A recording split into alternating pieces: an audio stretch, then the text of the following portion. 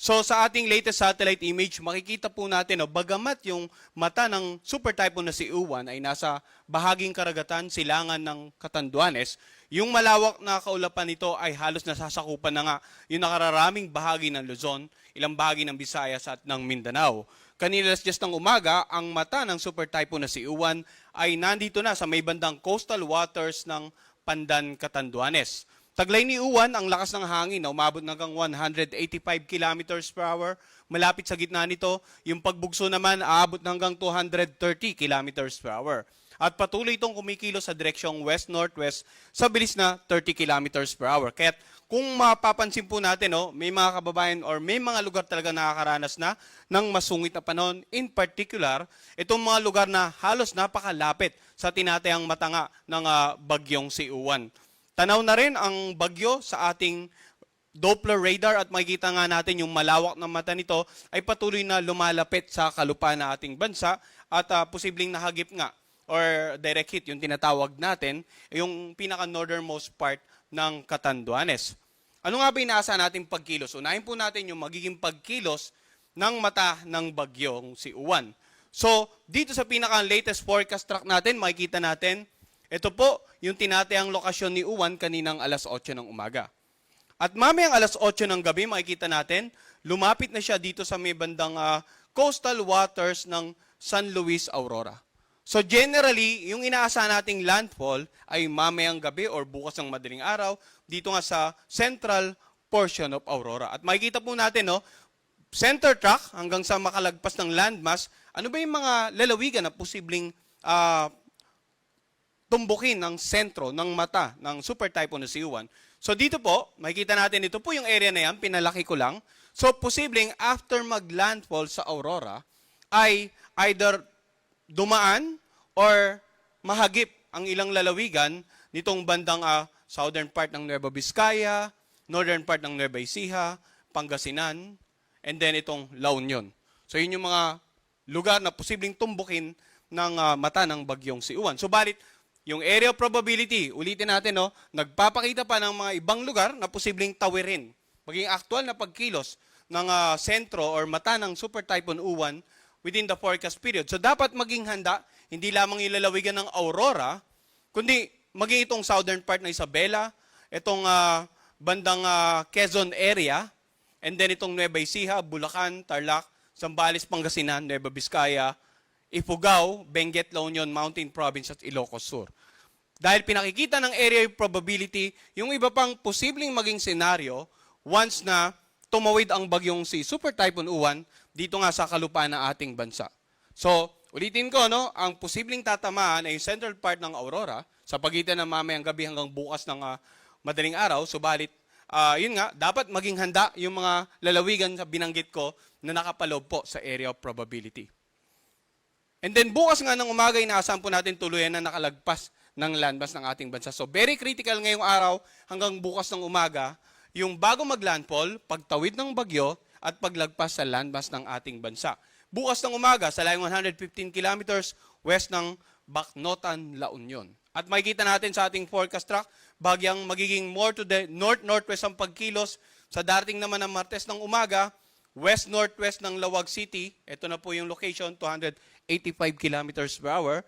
And then mapapansin natin sa pagitan ng Martes hanggang Miyerkules, halos pahilagang magiging pagkilos. Bukas or sa darating na Martes, posibleng nakalabas na ng PAR. Subalit sa Miyerkules, bagyang kikilos, pahilagang silangan naman, at 380 kilometers west of Itbayat, Batanes. So nakikita rin natin sa darating na Huwebes, ay nandito na siya sa may bandang Taiwan area. So, posibleng, Wednesday ng gabi hanggang Thursday ng madaling araw ay muling pumasok sa ating Philippine Air Responsibility. At sa dating nga na Biyernes, posibleng, dahil sa interaction niya with the landmass of Taiwan, posibleng humina na lang bilang isang low pressure area ang super typhoon na si Uwan. So, ito po yung tinatayan nating pagkilos. However, yung senaryo ito, posible pang mabago. Kaya nagbibigay po tayo ng 3-hourly update, Lagi ang tabayanan yung 3-hourly update ng Pag-asa. So, ito pong pinakikita natin ay forecast track ng posibleng pagkilos ng mata ng super typhoon na si Uwan. Pero dapat tandaan po natin na ang bagyo ay hindi isang tuldok lamang sa mapa.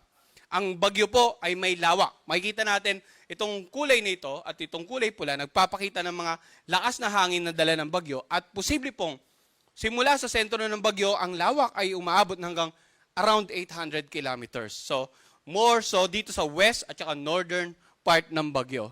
So, kung ang bagyo po ay nandito na mamaya sa bandang coastal waters ng Aurora, yung tinatayang mata nito, dahil sa lawak nito na umabot ng 800, yan po ang reason kung bakit mayroon tayong mga lugar na malayo sa sentro, subalit may mga wind signal. At ano na nga ba yung mga lugar na yon? So ang pag-uusapan naman po natin ngayon ay yung tropical cyclone wind signal. Lakas po ito ng hangin na posibleng maranasan sa inyong lugar, no? So itong naka-highlight ng violet, yan po yung may signal number 5. Pinakamalakas na hangin mula 118 to 184 or kph or greater than 184 kph dito nga sa central portion ng Aurora, sa Pulilo Island, northern portion ng Camarines Norte, eastern portion ng Camarines Sur at Catanduanes. Samantala, signal number 4, dito nga sa southern portion ng Isabela, Quirino, eastern portion ng Nueva Vizcaya, natitirang bahagi ng Aurora, sa lalawigan ng Nueva Ecija, dito sa easternmost portion ng Pampanga, northern eastern portion ng Bulacan, northern eastern portion ng Quezon, natitirang bahagi ng Camarines Norte at Camarines Sur, northeastern portion ng Albay. So yung naka-areas na naka-highlight po ng red, signal number 4, and then itong purple, signal number 5. Samantala, signal number 3 sa lugar na naka-highlight ng orange. Southern portion ng mainland Cagayan, natitirang bahagi ng Isabela at Nueva Vizcaya, signal number 3 rin, dito sa southern portion ng Apayao, Kalinga, Abra, Mountain Province, Ifugao, Benguet, Ilocos Sur, La Union, Pangasinan, Zambales, Bataan, Tarlac, natitirang bahagi ng Pampanga at natitirang bahagi ng Bulacan. Yung mga lugar na may wind signals number 5, 4, 3, napakalakas po ng hangin dyan, no? Epekto, makakasira ng mga iba't ibang uri ng struktura, makakapagpatumba na nakararaming uri ng pananim, mga poste ng kuryente, makakasisira ng mga bahay, lalong-lalo na po yung mga gawa sa mga light materials. And then yung mga karagatan magiging maalon hanggang sa napakaalon, bukod pa sa dalampag ulan. Pero sa ngayon, ang pinag-uusapan po muna natin, yung epekto ng malakas na hangin.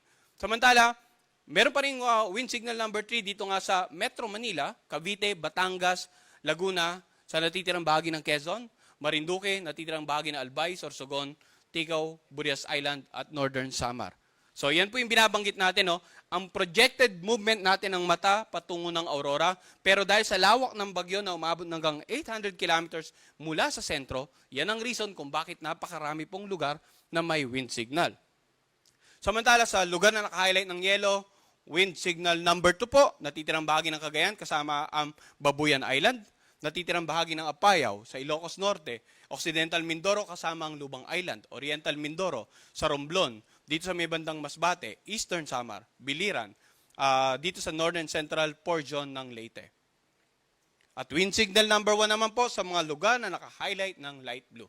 Ito po yung Batanes, and then Calamian at Cuyo Island, sa natitirang bahagi ng Leyte, sa buong southern Leyte, sa Bohol, northern central portion ng Cebu, kasama nga yung Bantayan at Camotes Island, northern central portion ng Negros Occidental, northern portion ng Negros Oriental. Wind signal number 1 din dito sa may bandang Guimaras, Iloilo, Capiz, Aklan, Antique, Dinagat Island, Surigao del Norte, northern portion ng Agusan del Norte, northern portion ng Surigao del Sur. So sa mga lugar na may wind signal number 1 naman po, inaasahan yung mga pag-ulan at paminsan-minsan pagbugso ng hangin. Subalit, may posibilidad po, no? So sa ngayon, ganito yung arrangement natin ng wind signal. Yung concentration ng malakas na hangin ay nasa kanlurang bahagi. Subalit, asahan po natin na dahil na patuloy na pagkilos hanggang sa pagtawid ng bagyong si Super Typhoon Uwan, mas dadami pa po yung mga lugar na may wind signal number 5, 4, 3. Ma-upgrade yung mga wind signal, existing wind signal natin. Kaya antabayanan po natin yung update ng Pag-asa. Now, may mga lugar na walang wind signal, yung hindi nasasakupan ng bagyo, pero posible pa rin makaranas ng mga pagbugso ng hangin. No? Ngayong araw, yung natitirang bahagi ng Palawan, natitirang bahagi ng Visayas at Mindanao, yung mga lugar na walang wind signal, posible rin makaranas ng pagbugso ng hangin. Bukas, yung ilang bahagi po ng Luzon at natitirang bahagi ng Visayas, and then sa dating na Martes, yung nakararaming bahagi ng Luzon. Kasi nakita natin kanina, no, by Tuesday, posibleng totally nakalagpas na ito ng ating air responsibility at halos wala ng wind signal. Ganun pa man, asahan pa rin yung mga pagbugso ng hangin sa nakararaming bahagi ng Luzon. Ngayon, ang pag-usapan naman po natin yung dami ng pag-ulan. Kanina po yung pinakita natin na mapa na may color coding, yun po yung mga lugar na may wind signal. Pag sinabi natin wind signal, lakas ng hangin na mararanasan sa inyong lugar. In terms of pag-ulan, yung color coding naman na pinakikita natin, yung dami ng babagsak na ulan, possibly sa inyong lugar. Pansinin natin, no, karaniwan ng kulay pula, yung more than 200 millimeters of rain, nasa kanlurang bahagi. Yung malapit sa Bicol at dito nga sa eastern section ng Northern Central Luzon. Sapagkat, inaasahan natin na simula ngayong araw hanggang bukas, approaching at tatawid yung bagyo. Kung kaya't, yung mga lugar na may more than 200 millimeters of rain, yung nakararaming bahagi po ng Northern Central Luzon, Southern Luzon. And then, 100 to 200 millimeters of rain, natitirang bahagi ng Northern and Central Luzon, ilang bahagi po ng Southern Luzon, at maging ilang bahagi ng Visayas area. And then yung yellow, 50 to 100 millimeters of rain. Ngayon, ano nga ba ibig sabihin nito? Inaasahan po natin sa ganyang karaming pag-ulan, nandyan yung banta ng mga pagbaha sa mababang lugar. Pagbaha sa mga komunidad na malapit po sa ilog, dahil may tendency sa patuloy na pag-ulan, either umapaw yung level ng ilog sa inyong lugar at magdulot ng pagbaha sa mga katabing komunidad, or maaaring yung mga pag-ulan naman sa karatig lalawigan, magpataas ng mga level ng ilog doon, and then nagkataon yung pinakang outflow ay papunta naman sa ilog sa inyong lugar. So dapat aware po tayo doon. And may mga hazard map po ang ating local government, ang ating local disaster risk reduction managers na reference para po ma-evacuate natin yung mga kababayan natin na nakatira sa mga flash flood prone areas. Samantala, yan pong pag-ulan na yan, inaasa natin ngayon hanggang bukas ng tanghali. Bukas naman ng tanghali hanggang sa darating na Martes ng tanghali, mapapansin natin yung pag-shift ng maraming pag-ulan mula sa kanlurang bahagi or silangang bahagi patungo sa kanlurang bahagi ng Luzon, sapagkat by this time, Tuesday, inaasa natin na nasa West Philippine Sea na yung tinatayang sentro ng Super Typhoon Uwan. So yung kulay pula, more than 200 millimeters of rain dito nga sa La Union at Benguet. And then of course, yung orange, naka-highlight, 100 to 200 millimeters of rain, and then 50 to 100 millimeters of rain naman. So paalala po, no, lalo na yung mga kababayan natin na nakatira sa mountainous regions ng Northern Luzon, yung mga lugar na very prone naman po sa landslide.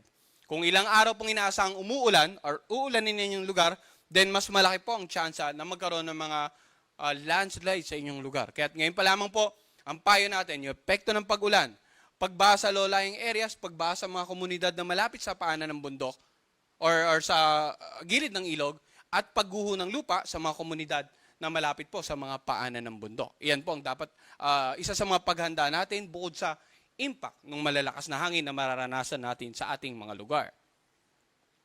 Pag-usapan naman po natin yung daluyong or yung storm surge, yung malalakas na alon na hahampas sa mga coastal areas dahil sa paparating na Super Typhoon Uwan.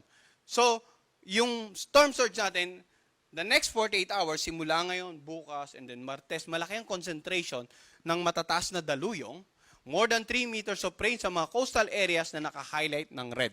Mapapansin natin, halos yung mga lalawigan sa silangang bahagi ng Luzon. Bakit? Sapagkat iyan po yung lugar na dadanan ng paglapit ng super typhoon, yung sentro. Kaya't andyan yung mataas na projected storm surge height. Yung orange naman, 2.1 to 3 meters, and then yung yellow, yan po yung mga lugar na posibleng makaranas ng 1 to 2 meters na daluyong storm surge. Ang storm surge or daluyong, ito yung paghampas ng malalakas na alon, matataas na alon sa mga coastal areas. So hopefully, lalong-lalo po sa mga kababayan natin sa silangang bahagi ng bansa, na i-secure na natin yung ating mga bangka, na itali na natin. And then kung para makaiwas sa coastal flooding, hopefully nasa mga designated evacuation center na yung mga kababayan natin or sa mga kababayan natin na malayo sa mga coastal areas para may iwasan naman yung peligro na dala ng storm surge. At dahil din sa bagyong si Super Typhoon si Uwan, may tinatawag po tayong nakataas na gale warning. Ito naman yung kaninang pinag-usapan natin storm surge, yun po yung mga lagay ng pag-alon sa mga coastal areas, yung malapit sa dalampasigan. Ang gale warning naman, yung hanggang offshore, malayo, yung kumbaga sa laot. Makikita natin yung mga karagatan sa paligid ng Luzon, Eastern Visayas at maging dito sa eastern part ng Mindanao, nakataas po ang gale warning, inaasahan na magiging maalon hanggang sa napakaalon po ang mga karagatan dyan, hanggat maaari iwasang pumalaot dito po sa mga karagatang ito na naka-highlight ng pula dito sa ating gale warning na mapa. At dahil po sa Super Typhoon Siuan, patuloy tayong nagpapaalala sa ating mga kababayan, lalong-lalo po dito sa Luzon, Visayas, and northeastern part of Mindanao, na patuloy na magantabay sa 3-hourly update ng Pag-asa, sapagkat kung ano man po yung maging pagbabago sa pagkilo, sa intensity, agad-agad po nating ilalagay sa ating dokumento para po mabigyang kaalaman yung ating mga kababayan, yung ating mga decision makers, at kung magkakaroon ng adjustment. But hopefully, sa ngayon po, ilang araw tayo nagbibigay ng babala, secure na po yung mga kababayan natin sa nakararaming bahagi ng Luzon, Visayas at ilang bahagi ng Mindanao na maapektuhan. Patuloy ding makinig at makisa sa inyong local government at saka local disaster risk reduction managing officers para sa inyong kapakanan at kaligtasan. Huwag po matigas ng ulo, no? Sundin lang natin yung kanilang payo para makaiwas tayo sa peligro ng paparating na bagyo. Pangatlo, sa kasagsagan ng bagyo sa inyong lugar, manatili po sa loob ng bahay. Or kung nasa designated evacuation center tayo. Iwasan po nating lumabas sapagkat bukod sa peligro na dala ng matataas na possible storm surges sa coastal area, yung malalakas na hangin nga pwedeng makapagpatumba ng ilang type ng structures at maging magdulot ng di maganda kung tayo po ay nasa labas ng ating bahay or evacuation centers sa kasagsagan ng bagyo. And then, pang-apat, napaalala natin, kanina hinighlight natin lugar na may gale warning, lugar na may wind signals. Huwag na munang pumalaot po yung mga kababayan natin, lalong-lalo yung mga mangingisda at yung mga may maliit na sakayan pandagat. Sa mga lugar ng may wind signal, sa mga karagatan po na may mga wind signal.